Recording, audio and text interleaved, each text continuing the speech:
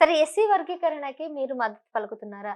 ఎందుకంటే ఆహ్, only BJP వాళ్ళు వీళ్ళకి మద్దతు పలుకుతున్నట్టుగా మందకృష్ణ మాదిగ గారు ఆహ్, ప్రధానమంత్రితో కలిసి అడుగులు వేస్తున్న ఈ టైంలో కొంతమంది ఇది కరెక్ట్ గాదు. ఇన్ని రోజులు లేనిది ఇప్పుడు బీజేపీతో కలవడం వల్ల మాలా సామాజిక వర్గం బయటికి రావడం జరిగింది. సో, మీ కాంగ్రెస్ ప్రభుత్వం దీనికి ఎట్లా ఇప్పుడు ఉండబోతుంది? మిమ్మల్ని అడుగుతున్నాను. నిజంగా మందకృష్ణ మాదిగ గారే గనక మా ప్రధానమంత్రికి నమ్ముకుంటే అమాయకత్వమే. ఎందుకోసం అంటే హ్మ్. కేంద్రంలో వాళ్ళ అధికారంలో ఉంది బీజేపీ పార్టీ. నిజానికి ఈ మాల మాదిగలు కాకుండా మిగతా ఎస్సీ వర్గాల్లో తమ వాటా తమకు రావాలని ఒక డెమోక్రటిక్ డిమాండ్ ఉంది. హ్మ్. నిజంగా బీజేపీకి ఈ వర్గాల పట్ల చిత్తశుద్ధి ఉంటే పార్లమెంట్లో బిల్ పెట్టే అవకాశం వాళ్ళకుంది కదా!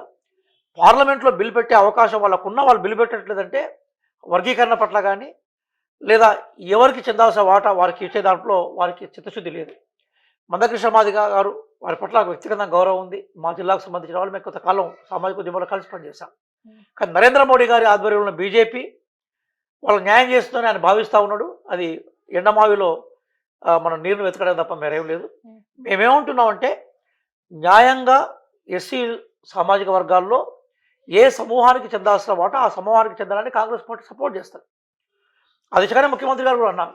అందుకోసం మేము ఒక కమిటీ వేశాం. దామోదర రాజనరసింహ గారు బారికట సీనియర్ నాయకుడు ఉన్నాడు. అద్భుతమైన చదువరు ఆయన, అద్భుతంగా చదువుతాడు. వారికి ఒక సామాజిక కోణం ఉంది. వారి ఆధ్వర్యంలో కమిటీ ఈ మధ్య కాలంలో రిపోర్ట్ ఇవ్వబోతుంది. దానికి అనుగుణంగానే మేము దీని మీద చర్య తీసుకోబోతున్నాం. కాబట్టి ఎస్సీ వర్గీకరణ ఏదైతే ఉందో అందులో ఎవరి జనాభా ప్రకారము వారి వారి వాటా ఉండడంలో కాంగ్రెస్ పార్టీ వాటిని గౌరవిస్తుంది. అదే సందర్భంలో మందకృష్ణ మాదిగ గారికి కూడా మేము విజ్ఞప్తి చేస్తున్నాం. ఏంటంటే కాంగ్రెస్ పార్టీ మాత్రమే ఈ దేశంలో సామాజిక న్యాయానికి కట్టుబడిన పార్టీ. కాబట్టి ఆ పార్టీ దిశగానే మీరు పాజిటివ్గా ఉంటే మంచిగా ఉంటుంది అనేది వారికి నేను అభ్యర్థిస్తున్నాను.